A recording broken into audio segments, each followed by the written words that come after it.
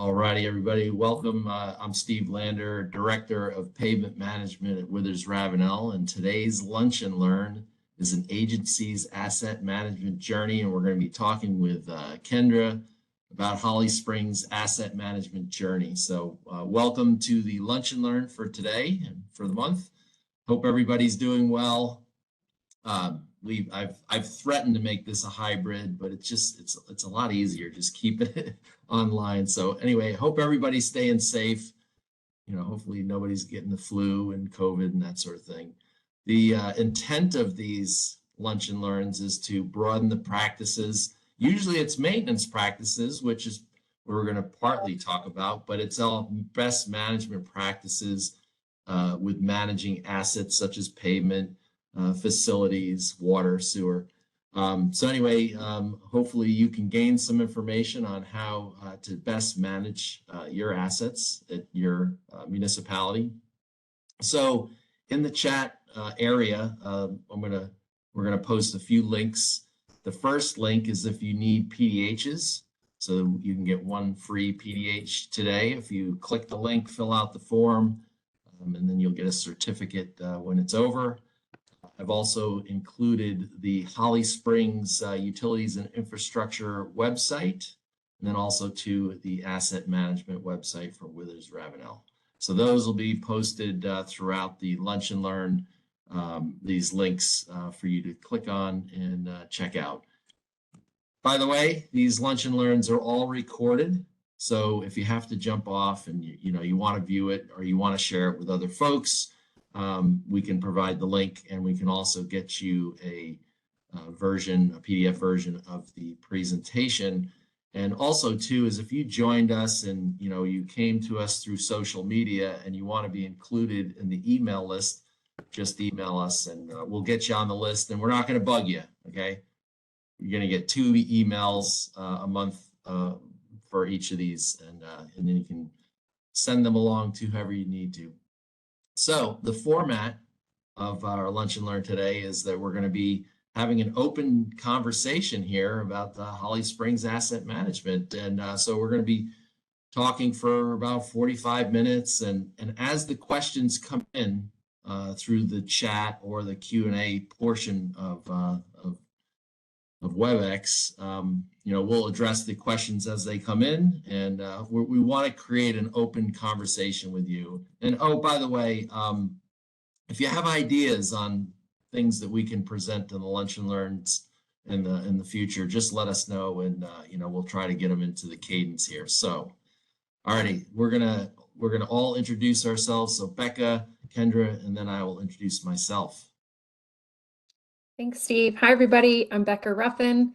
I sit within the innovation department here at WithersRavenel, and I get to put on an asset management hat every day, looking to find new and improved ways through technology or other best practices that I'm learning from municipalities and local gov on how to get the most, maximize the value of every asset, right? Get the most out of every dollar spent.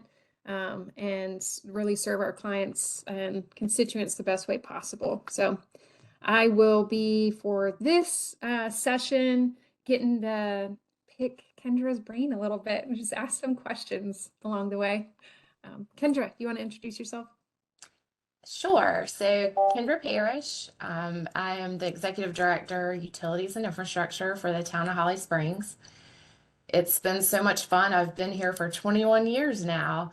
And within our portfolio, within utilities and infrastructure, we have a capital projects division, which handles all new construction, our resurfacing program, stormwater, a stormwater maintenance crew.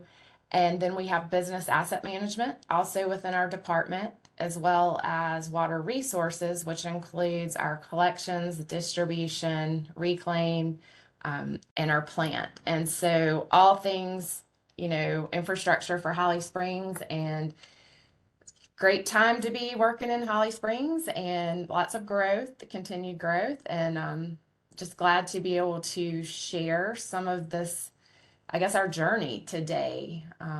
So looking forward to it. Steve? Very good. Thanks, Kendra. Yep. So I've been in my career for 30 years, and the last 20 of which has been in pavement management. And if you told me when I got out of college that I was going to be a pavement engineer, I would have told you you're crazy.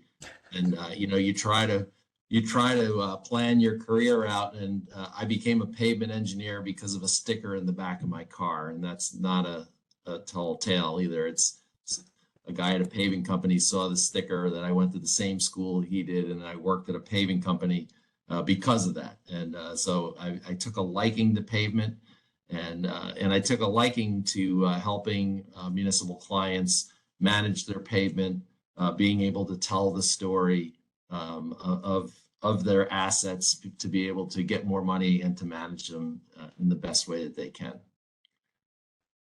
So let's go to the single best question that I can think of when it pertains to asset management, and it's, do you know or are you guessing? You know, and it starts with knowing the condition of your network.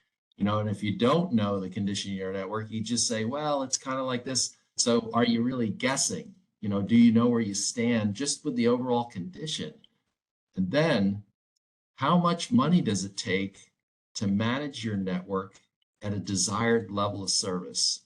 And so if you don't know, you're guessing. And so the whole idea of asset management and life cycle modeling, it's to take some of the guesswork out of that, and so that we can plan down the road how to best manage these really expensive assets. Awesome. Well, I can't wait to dive into this chat with Kendra and Steve to talk more about that, the do you know or are you guessing bit. Kendra has been a guiding star of Holly Springs' asset management journey, and we do have some questions lined up already to tap into that wisdom and experience with that goal of just learning and growing together here today. But for everyone in the audience, your questions will definitely elevate our talk to a whole new level. So my challenge for y'all attending is to keep Steve on his toes. I would say Steve and I, but I can't see chat, so Steve's monitoring it. So we need to have the goal. Can you stump Steve with questions you posted today in chat? As far as the questions we already have ready for Kendra, they're all geared towards exploring Holly Springs' journey, some of the pavement challenges they've had, and then where they are today of taking a more holistic approach to asset management, including shifting to a proactive pavement management system. We want to connect those dots between Holly Springs' pavement management system, their long-term goals, the overall community vision, and then talk a little bit as well about just what's next on their journey, because everyone's in different places, and this is definitely a journey. We're not just worried about a destination. And finally, just depending on, you know, how much you guys can stump Steve along the way with your questions, we'll have some time for Q&A at the end as well. Now, before we kind of get into the meat and potatoes of the questions we have, and if you're not familiar with Holly Springs, I wanted to take a moment just for us all to learn a little bit more about this beautiful town. It's a gem here in the South where small town charm really meets modern living. The town celebrated for its safety and community spirit. It ranks as one of North Carolina's most affordable and best places to live. It's a family-friendly hub with over 300 acres of parkland, including the serene Bass Lake that you can see here in this picture. And I don't know about y'all, I love good outdoor trails, parks, all of that, especially having a couple of young kids myself that we love to explore the outdoors. Holly Springs also has the buzzing Ting Stadium, and with go Salamanders, and with a population of 50,000, an annual growth rate of 6%. Holly Springs is committed to maintaining its 156 miles of road infrastructure, so ensuring that journey through town is just as pleasant as the stay. And I want to ask Kendra, you know, as a longtime member of the community, could you tell us just a couple things that make Holly Springs special to you? Yeah, I think just being a resident and also an employee of the town, It's been very rewarding, very enjoyable to see. It still has that small town feel, but with innovation and technology and growth that are some of, our larger municipalities get the benefit of. But it's been a nice, kind of like you said, it's where that small town feel meets kind of growing up big town. I grew up in Wake County and have watched Holly Springs grow over the years. And so, being an engineer, working with Holly Springs and seeing that, there's a lot of great things going on here. Wake County is a wonderful place. And with that, the metrics always change, but they say, what is it, like 60 some new people are coming to the county a day. And that's something, as we continue to plan infrastructure, trying to at least keep up. We used to say stay ahead of the growth, but the growth is just coming in ways that, you can't always stay ahead of it, but definitely trying to keep up. But Holly Springs has done a great job, and it's a great place to live and has great character. So Awesome. Yes.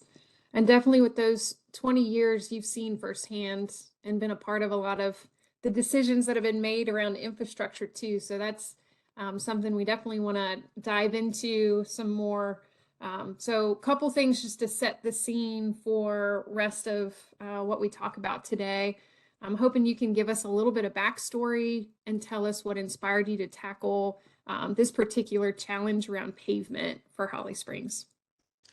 absolutely. So, being around and in the profession for a while, I can still recall when we used to drive our roadways with the legal size pieces of paper from Itchery that had the green check boxes. And, going from using that methodology to then starting to utilize Itchery to help us with a pavement condition report. We really, for the early years, it was let's do the worst road first. So that worst first methodology, it was a snapshot. It was the best we had at the time. But it was starting to decline. It was not sustainable. And so we started to see that, where looking at that snapshot pavement condition, and then in a time where to repair asphalt was getting more costly. At the same time, the funding was declining. And so we were really forced to look beyond and look like there's got to be a better way to do this. And so that's when we started, to move into this pavement management system that started to look at sustainability and started to look in, like, instead of just looking at these facilities in a 0 to 5 year time frame, it really started to look at the life of the pavement and the life cycle. So similar to, like this slide says it all. And this has been really helpful for us in using for education of our residents and our elected officials. But as you think about it, when we were operating in the early days, it was looking at just the surface and what we could see, and knowing that, if you're going to spend money, where is your biggest bang for the buck? And knowing the life cycle, and knowing that if you wait to do something for several years until you visually see something going wrong, it quickly gets more expensive per square yard. And so moving into this more comprehensive pavement management system, we were able to see that and able to figure out, if we're only going to have $1 million a year, or, if we wait and do 2 million every other year, where's the biggest bang for the longevity of the system? And so that's where, we've made that transition, but I will tell you, we have not perfected it. Like Becca, you said, it is a journey. It is not a destination. And we don't have a large what I call budget. And so it was taking all that we could scrape together and making the most out of it. And so just kind of jumping in to asset management. Jumping into this pavement management system is where we are right now. And so that's, that's sort of our story of how we got to where we are right now. Wonderful. Steve, do you have anything? I know this slide's near and dear to your heart too. Do you have anything you'd want to add?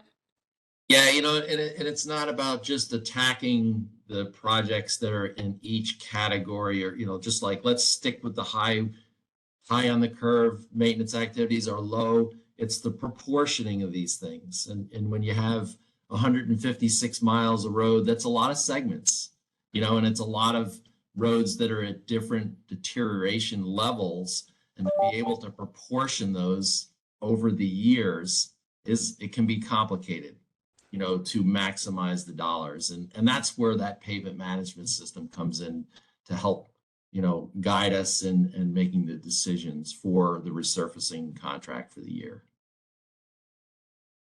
Awesome. All right, so kind of getting into this a little bit more too, just from the implementation of a pavement management system. Steve, could you give us a bit of an overview of the approach that Holly Springs has implemented, along with a couple of those key areas for the project that we're talking about today? Sure. So, yeah, there we go. So this is something that Rob Holland and I, on our first week at WithersRavenel 3 years ago, we drew this up on the dry erase board. Like, how do we make it so that our clients are successful, to have a successful program, and it requires having success at each stage. And what that requires is that you have to have a plan. And in that plan, you have to set goals. And I have clients that, hey, I want the best roads in the area. Okay, so what does that mean? How do we get there? I had one client where they had an edge cracking problem. Well, we collected edge cracking, right? So this plan tells us what we need to do. Do we need to collect other assets while we're doing a pavement condition survey? So this plan is the beginning, and then it tells us what to do for the rest of this, what we call, Rob likes to call this the circle of success, and having success at each level, and knowing what ties these pieces together makes this for a successful program. So, conducting a pavement condition survey where we're evaluating the asset, and this could be any asset. We're talking about pavement here.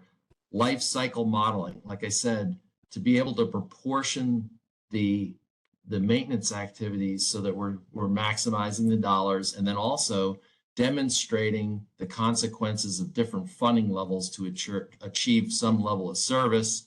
So, and we can have the best pavement condition survey and the best life cycle modeling, but if we can't translate it into the field with accurate contract documents, and something that we really hold near and dear to our hearts is the map book, where each segment has its own map, where everything is explained out, and it minimizes change orders because there's no ambiguity.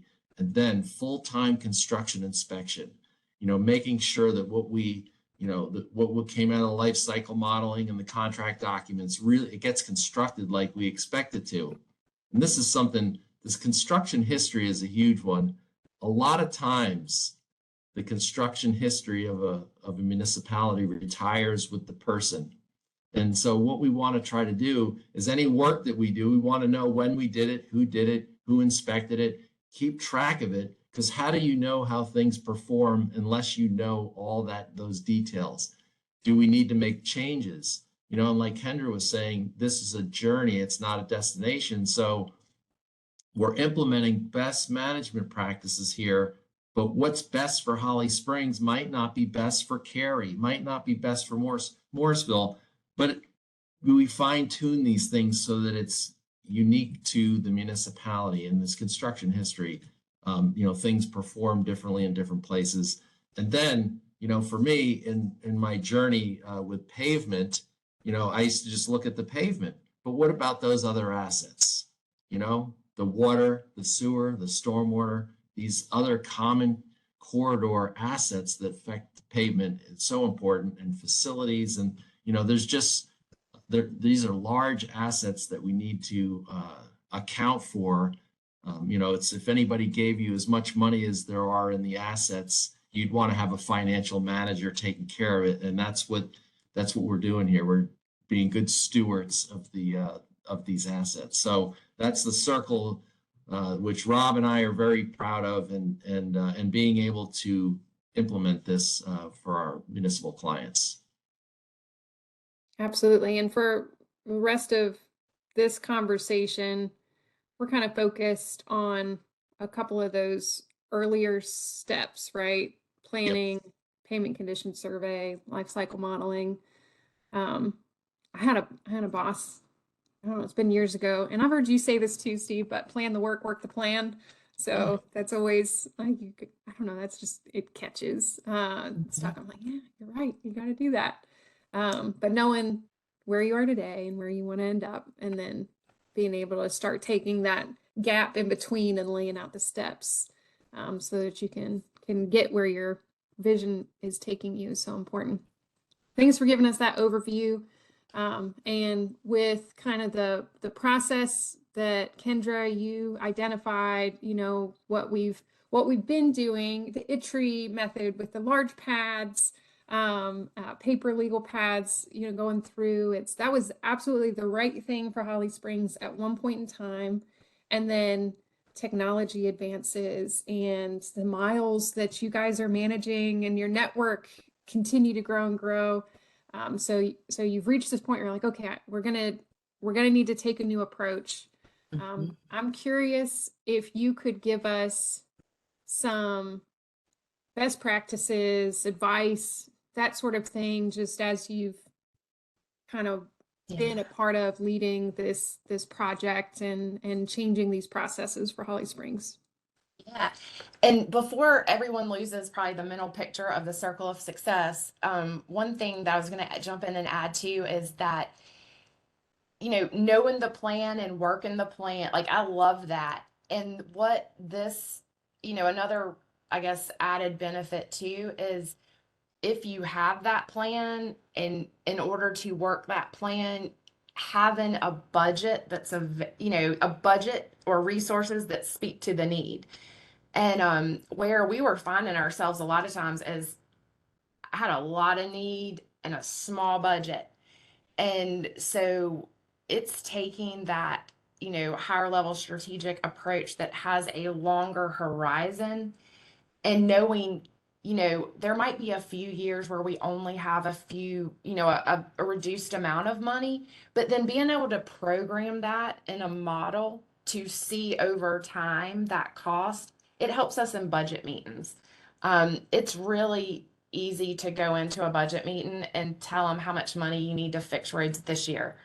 But when you can show them this outlook and horizon that's, 20 years, and show that cost to the decision makers, it will help. There's not a money tree. Nobody's, shaking money off that tree, but it helps you plan long term and for the elected officials. So anyway, that just, this visual here, it's great for your functional, operational, and this is how you do it.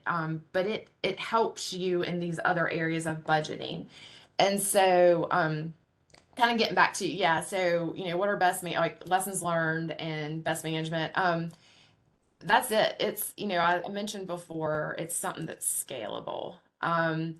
It's a little intimidating at first when you see the cost over time of where your assets are going. But you have to start somewhere. And every dollar you spend today, if it's, spent smart, you're saving money in the future. And so just starting is, and it's scalable. Having this kind of system set up is scalable in that depending on what resources you have available, you're going to make the most of it. And so that was something that we have seen successful, be successful in that area. It also, a kind of notable point is when you start, while we're talking about pavement today, but when you start thinking about assets as a whole, I hate sometimes roads, they're meant to convey vehicular, pedestrian, all modes of travel. They are also the conveyance of all the utilities, right? And it's like you're trying to take care of one asset, you've got layers of other assets. And what this has helped us do is to then be able to have that vision and be able to kind of look down from the balcony to the dance floor of we've got multiple, this water line is getting at the end of its life cycle. Hey, you know what? That road, the pavement, that's one of our high ranking ones. Like, do we combine those projects? And then do you save money by, economy of scale? We never had that visibility. Maybe when we were smaller, it was possible to just do that with a few people. But as we were getting larger, you're starting to lose that visibility. Having this tool, will help you identify those kind of scalable projects. Another thing is, I know, Steve has always, he's talking to us about rejuvenation of asphalt. And it is, I think early on, it's a culture shift, right? Like it's a culture shift for staff, it's culture shift for elected officials, and just starting to move into more of this asset management mindset. And it's still difficult. I'm not going to say it's not, but to spend money on a road that visibly looks fine, or it's a new road and you're putting, you're starting to do work or spend more money on these new facilities when you have facilities that are deteriorated and cracked and just potholes. And it just instinctively seems different. And so that has been something that with education of us, education to the public, to the elected officials, it's just like, it's probably a bad example, but like your car, you do oil changes on your car. It's not making your car look better. It's not fixing anything else that's broken, but you got to do it because if you're not changing your oil, you're then doing an engine replacement.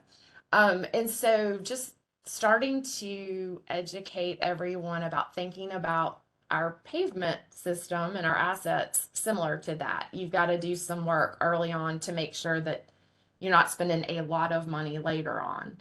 And the budget, that we are in, having big hits and years out is not something that we have the capacity to do that. We've got to, I feel like we're talking about, the COVID days, stabilizing the curve, flatten the curve. That is what we're trying to do with, pavement management. We can't operate with these spikes and responding on short term. We need that long-term vision and really get that spending more gradual. And so that's been, I think our education process has gone a long way with everyone in the organization. We also, early on and being a smaller municipality, we're always kind of struggling with, do we do this in-house or do we consult this out?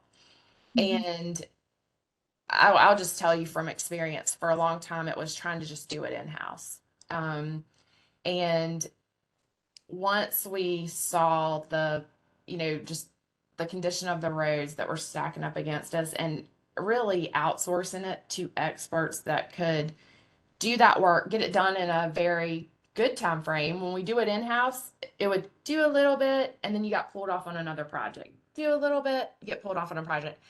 And so by doing that outsource, we were able to get a whole, this is the condition assessment for your system today. Having that all together, we really saw where outsourcing that, did benefit the organization. We also, having this system in a way that you have to hire a third party to then update it continuously. that was something that our elected officials, have really tried to push us. If we're going to develop a system that we can't maintain in-house, that we have to then pay to have updated, you got to have a really good case behind that. And so we were able to show, and pavement management is kind of an easier one to show this on. And so it's a great example of asset management. But you're able to show that by having this tool, by having the model, that even though we're paying to have that updated through the years, the money you save is definitely greater than the money you're spending out to outsource it. So that was something that, and if anybody has questions, that's something that definitely we were reluctant, but having being a few years into this, we've seen that, and we've seen that benefit. So those are kind of the things that come to mind that are kind of lessons learned. We have a great team here in Holly Springs that is very passionate about asphalt. We have Dirk Siebenbroek, Mike Leonis, and Aaron and David Summers. And this team, they've worked together for a while. And it's just like you said, when people retire, you don't want that to die. So establishing a system and something that will span careers, really, because it's about the sustainability. It's about the town. And if you want to live in Holly Springs and invest in Holly Springs, you want to see that your tax dollars are being spent wisely. Oh man, you hit on so many awesome nuggets of information there, Kendra. A couple things that stuck out to me through that. You talked about being able to say the money you need today for this year projects is one like form of the conversation, but being able to say, the next 20 years, here's kind of what we can expect. I was thinking about with the growth that Holly Springs has seen, and I imagine there's quite a few other people that, you might have multiple miles of road that are getting added to your network any given year, and they're going to look good for a while. Mm-hmm. But it's kind of those cliffs that come to, if they all were installed at the same time, they're all going to have a similar life. And so they're all going to need repair around the same time in the future too. And being able to look into the future a little bit further, and you can start to predict those cliffs maybe that are coming that would be harder if you're looking at a shorter horizon. So I thought that was really cool that you pointed out. And the sustainability piece that you just talked about too makes me think of the saying, anyone knows Keith Pugh, he says it all the time, but just leave things better than you found them.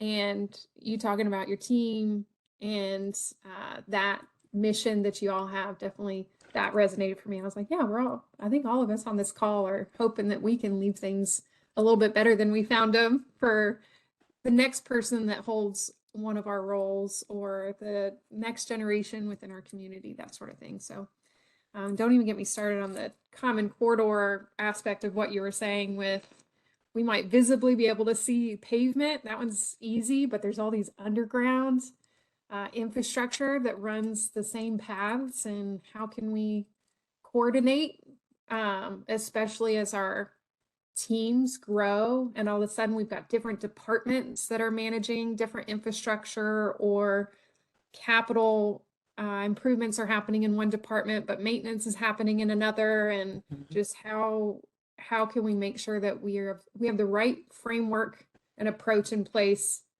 to sequence everything, the projects we need in the right order or combine all those things. So you had a lot of and it broke down, like, to us, it helps break down the silo between departments, right?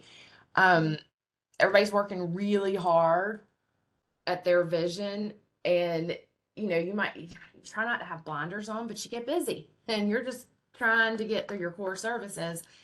But this has been something that's, it's shown that you can span departments, and no one wants to see fresh asphalt, lovely, go down, and then a few weeks you have a utility tap. I mean, it's like, you know, it's going to happen, but nobody wants to see that. And to the public, you know, there's this stigma about government and all this. And so, like, this to us, like, when we were able to show, you know, these roads are going to be on this schedule, and when there's going to be key water line replacements, you know, but timing all that better, it gives you that dashboard to be able to see that. And so that's been helpful all along the way.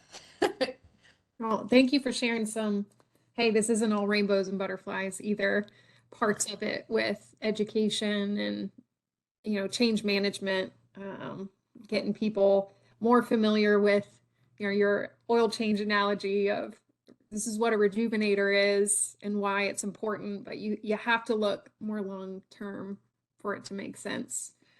So I appreciate all of that insights and wisdom you gave us. So I know we've talked at a high level about the Holly Springs pavement management journey so far. How about we dive in just a little bit deeper and get a refresher from Steve on pavement condition surveys, life cycle modeling, how these things can help with strategic planning. So Steve, enlighten us. Yes, the first stage of the journey is conducting some form of assessment, and we did a pavement condition survey, and we call that phase one.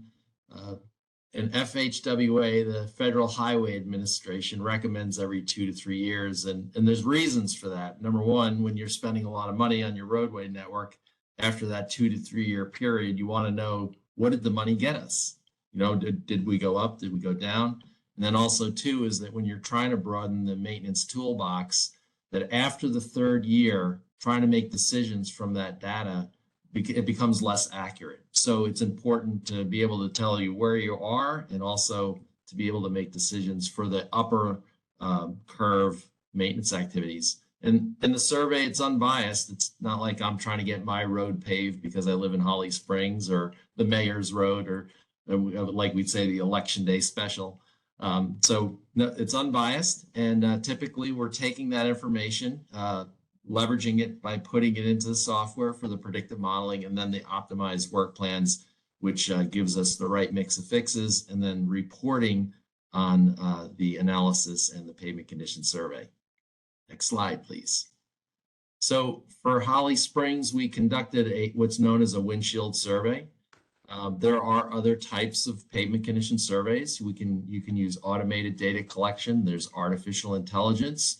And what I'll say on that is that you choose the method that's going to serve you best and will get you to meet your goals. And in Holly Springs, the windshield survey was able to do that. And so we're going in the field with 2 experienced raters. If you look to the right, we have the form that we use while we're rating the roads. And while the distresses are being input in, we can see the condition, that pavement condition index, that PCI, as we change the distresses. So when we're looking at a road, we know what 80s look like, we know what 60s look like, we know what 40s look like. And if when we're done rating and putting the distresses in, it doesn't match our gut level, we turn around and rate it again. So there's a level of quality assurance, making sure that that we're going to select the right maintenance activity from what we rated. Next slide, please. So Holly Springs has 156 miles of asphalt streets. We conducted the pavement condition survey in April of 2022, and we rated the roads with the long-term pavement performance distress definitions recommended by FHWA, that's LTPP, and the 7 distresses you can see. And the key to how we collected it is that we collect severity and extent. So you see there's a 3 with a multiplication, an X and then a number. So the severity, it's low, medium, and high, and then the extent is how much there is of each of the distresses. So we used that to collect each of those distresses. Next, please. All righty, so now we've done our pavement condition survey. How do we take that data and leverage it so that we make good decisions, and then we let other people make good decisions on how much money to allocate towards this really large asset, usually the largest asset owned by a municipality. So when you look at these two graphs, you got A and B. You don't even have to know what either of them one stands for, but you know that green is good and red is bad. And so you're going to say, I want strategy A. And the key is that when we present to council on some complex issues and we're talking, if you tell them about the stresses, their eyes are going to roll back and they're all going to fall asleep. You're not going to achieve the objective. But when you show them graphics like this, it's really easy to understand, like, this is, where do we want to be? So if you could go to the next slide with the actual slide that went to the council. Currently, Holly Springs is spending $1 million per year. So you can see the current funding is going from basically the good down to the lower end of fair within a 10-year period, that fair category. So what that's saying is that, hey, we need to spend more money. And I used to tell folks it was $10,000 a mile to manage your network or maintain it at the level that you're at. But because of the increase in asphalt and trying to get contractors to bid on jobs, it's more around the money is a $10,000 or $15,000 to $16,000 a mile. So, and this model is showing exactly that. 2 million is kind of holding steady, but it's still dropped down. So it just gives everybody the idea that if you're trying to reach some level of service, you're going to need to spend a certain amount of money, and it's different for each municipality. And then this next slide, something to consider with back in 2016, Holly Springs had 116 miles of road. It now has 156 miles of road. So in 16, the pavement condition index was an 81. In 2022, it was an 80. Well, sounds like they lost 1 point. But if you look at the original 116 miles, they actually lost 6 points. So you can't let the new roads come in and affect the decisions, because otherwise everybody goes, oh, we're okay, we only lost a point. We have to be able to tell the story. Rob and I call that the false bump. Whenever you add new roads, it increases the PCI, but it's a false increase because it makes it look better. And also too is now you have more asset to maintain, and you still have the same funding. So we have to be able to tell that story. And this is just one way we did that at the council meeting. Thanks for showing that. And just those, like you said, we have responsibilities to present this sort of information, and then others like elected officials ultimately have responsibility too of how things get, how money actually gets allocated out. With this sort of information, I feel like everybody can go into the situation with eyes wide open. It's like there's not necessarily a wrong choice. We just need to make the best choice that we can. And this gives us the information to know, what's the impact if we don't change? What's the impact if we change a little? What's the impact if we do a high change? And then, the information is out there, it's presented, what's within your control. The story's been told and shared in a way that's easy to understand. And then ultimately other people might be making the final call, but I feel like, we've given them all the information for them to make the wisest choice they can when they're looking holistically, maybe at the whole town's needs.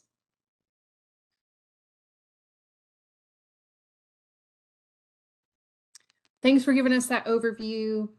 And now kind of switching gears, I want to dot connect with strategic goals. So Kendra, if you could give us a little bit of insight on how some of these services are helping Holly Springs accomplish the overall vision that you have as a community. Yeah, so part of our strategic plan is maintaining and investing in sustainable infrastructure. And so having a pavement management system supports that. holistically. And so, it was something identified as a need. It's in alignment with the strategic plan. When we're competing with dollars, for many of the other needs, having the data-driven decisions has been very helpful in moving towards that strategic plan goal. And so, when we're in budget meetings, having that data that shows you can pay this much money now and you can have a system that looks like this, or you can pay this much money later, it helps compete for those funds. And so, just speaking towards the strategic plan, it's definitely in alignment with that. And in a environment where we're very, trying to be transparent and have objective management tools, this has helped us in that regard. Years ago, it was looking at the worst segments of road, knowing you had a set amount of money, but then sprinkling the money across town, so that it looked politically, equitable. And that was the way it was done for a while.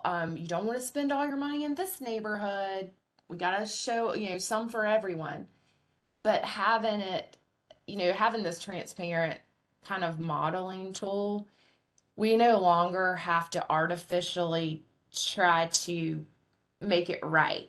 It's very objective and it's based on scores. And you see the dollar amounts, and that's taken the burden off staff and taken the burden off elected officials.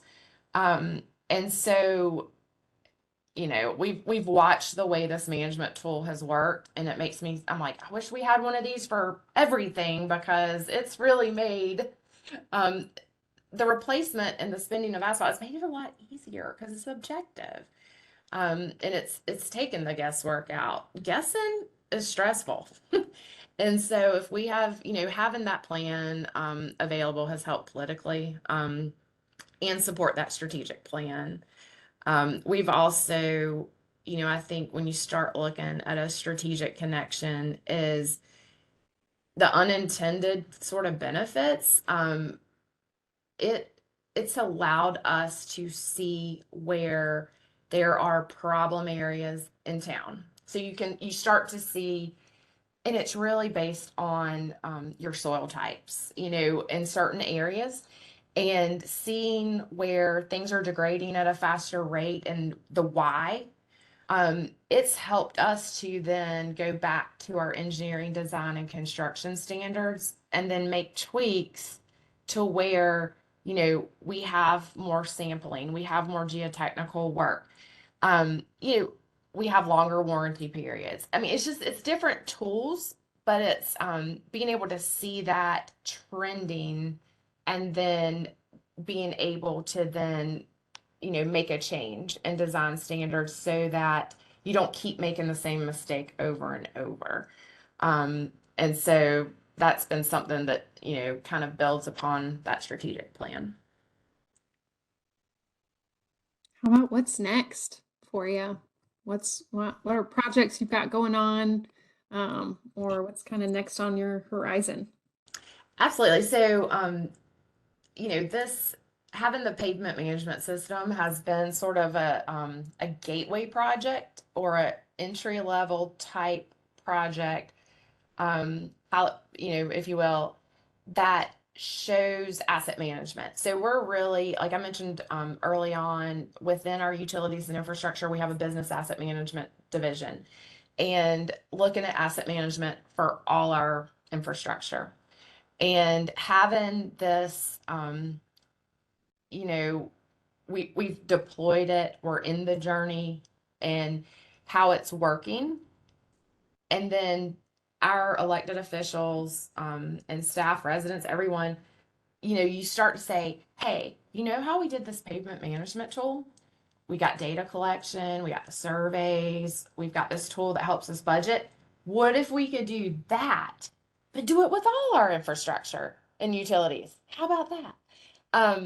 It was hard to see that. And so now we actually have something that's worked well, and it's a tool. And so it's helped us move into that space quicker. And so what's next for Holly Springs? We're looking at asset management plan for all of our utilities, stormwater included. And so that's really where it's helped us, and we're on that journey. And right now we're under data collection and a gap analysis for a lot of our other systems. Wonderful. Well, thank you. Steve, do you have anything you'd want to add here? And/or do we have questions? Has anyone stumped you yet? You know what? It's been a quiet bunch. Sometimes they're they're busy typing something. We haven't had any questions, so now's the time to start sending in questions if you have any. I know it looked like in the chat it was just a lot of talk about being muted, which I was thinking of. Being at lunchtime and we have, a lot going on here in the office, I was starting to worry that the folks were getting to hear all kinds of conversations. So I muted myself, and then I couldn't get to unmute. Unmute. So I don't have any more questions. Do we have any questions? There's none in the chat. Any quick last minute questions before we head out for the rest of our day? Well, I guess we can close out early. So Kendra, thank you for taking the time to do this. This has been fun. We've enjoyed being in part of your asset management journey. And thank you, Becca, and thanks everybody for attending. So this is the last Lunch and Learn for the year. And by the way, this was our 33rd Lunch and Learn since January of 2021. So we have a slate of different presenters. So in January of 2024, we're going to have traffic control innovations. I've been trying to get a traffic control person the whole time. So it's Abe Zeiger with Brands Technology, and it's Wednesday, January 31st at 11:30 a.m. So I see no questions. Thanks for the conversation. Thank you for putting this together, says Valerie. So anyway, thank you, everybody. And I wish everybody happy holidays and happy new year. Everybody stay safe, and we'll see you next year.